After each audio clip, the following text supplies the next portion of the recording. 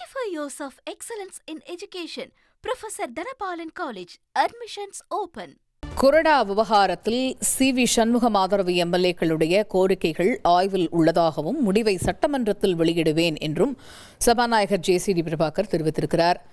இது பற்றிய கூடுதல் விவரங்களை செய்தியாளர் பாஸ்கர் விவரிக்க கேட்போம். பாஸ்கர், சற்று நேரத்திற்கு முன்னாடி தான் சி.வி. சண்முகம் தரப்பினர் சபாநாயகரை சந்தித்து பேசியிருக்கிறார்கள். அவங்களுடைய முந்தைய நிலைப்பாட்டில் அவங்க உறுதியாக இருப்பதாகவும் தெளிவுபடுத்தி இருக்கிறார்கள். இந்த நிலையில் இந்த கொறடா பற்றிய முடிவை சட்டமன்றத்தில் வெளியிடுவேன் அப்படின்னு சபாநாயகர் கூறியிருப்பதாக அறிகிறோம். முழு விவரங்கள் என்ன? சி.வி. சண்முகம் தரப்பு சட்டமன்ற உறுப்பினர்கள் விஜயபாஸ்கர், அன்பழகன், சபாநாயகர் ஜே.சி.டி. பிரபாகரை தலைமைச் செயலகத்தில் அவருடைய அறையில சந்தித்து இந்த விவகாரத்துல விரைந்து நடவடிக்கை எடுக்க வேண்டும் என்ற கோரிக்கையை முன்வைத்திருந்தார்கள். ஏற்கனவே நாங்கள் கொடுத்த நிலைப்பாட்டில் உறுதியாக இருக்கோம் அப்படிங்கிறதையும் தெளிவுபடுத்தினார்கள். இந்த நிலையில சபாநாயகரிடம் செய்தியாளர்கள் கேள்விகளை முன்வைத்தார்கள்.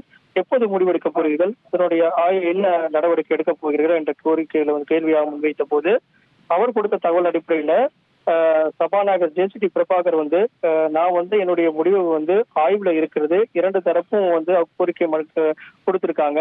கொறடா மற்றும் சட்டமன்ற குழு தலைவர் அப்படிங்கிற விவகாரத்துல கொடுத்திருக்கக்கூடிய இரண்டு கோரிக்கை மனுக்களும் என்னுடைய ஆய்வுல இருக்கு. நான் தொடர்ந்து அதன் மீதான நடவடிக்கைகள்ல கவனம் செலுத்தி வருகிறேன்.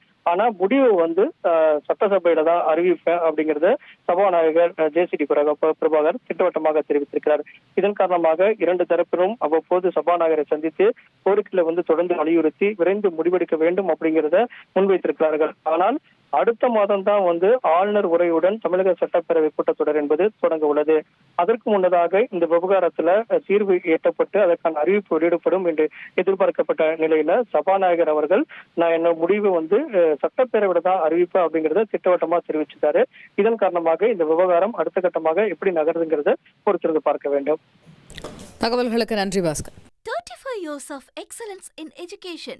Professor Dhanapalan College. Admissions open.